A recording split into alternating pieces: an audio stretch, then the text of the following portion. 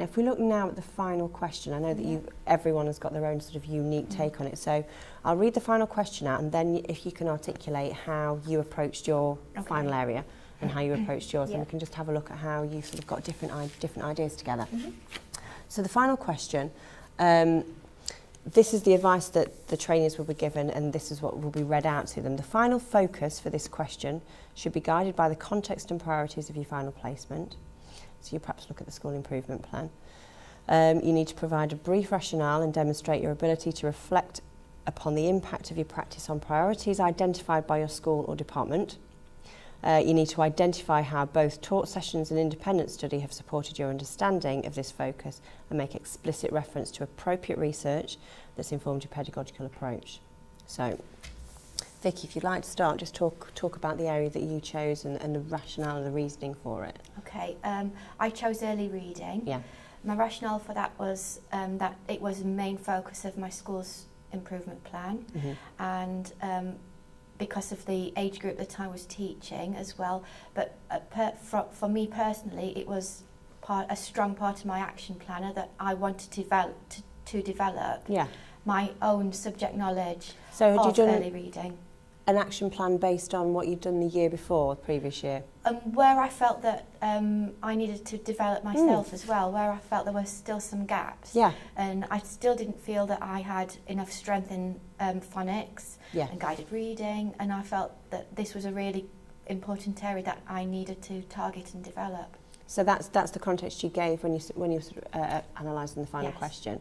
And what kind of piece of evidence did you collect to help you articulate your response to that question? So my action planner that I was in my placement file. Yeah, so that puts into context. Yes, and also on assessment points, I used any areas of strength or any development points that my mentor gave me. From those, I had a lot of focused observations around my placement school, so I used those as evidence, and that also fed into my RRP. Yeah. Because the school's improvement focus was early reading, there were lots of staff meetings where I could really see how the way that the staff were all taking part and being effective fed into what was very evident around the whole school. Yeah. I also asked to shadow the literacy coordinator, and I shared with her some of the work that we'd already done at university, and everything like that was all interlinking, so that I was able to show that I was bringing to the school something that I had learnt, which is something that they'd always asked me for anyway, in class and in staff meetings. So this is the way you went about actually gathering more information about your area. What evidence did you use when you were actually presenting it for your final question? I used evidence from my placement file, but I linked into that with wider reading, justified it with wider reading, and from a placement file I could use my RRP, I could show evidence of what I'd been doing in the class with the children with their phonics, and how this had shown an improvement in writing in their literacy books, in topic books, in a wide range. I could show what part I'd played in guided reading, what I'd learnt from guided reading, how taught sessions had informed my own practice within guided reading and teaching of phonics within my placement context. Yeah. And this mainly came out of the evidence that you got in your files, your RRP, the records that you kept. Children's work? Children's work, anything that I'd written on lesson plans, and the thing that I was really pleased that I'd chosen this as a focus, because I really left my placement feeling a lot stronger in my own knowledge of how to use any responses to early reading for guided reading and for phonics. I definitely felt that by choosing this focus that I was able to feel more confident myself and take it forward into my own teaching practice. Brilliant. Yasmin, do you want to tell us about yours? Yeah, similarly, really. The context for it came from a school improvement plan. In the school, there was kind of a lack of self and peer assessment, and it was something that the senior management team wanted to put in place.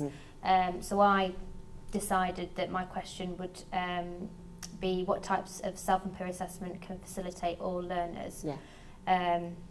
So I basically, I started off by using different ways of self and peer assessing just during my general teaching. You had a trial?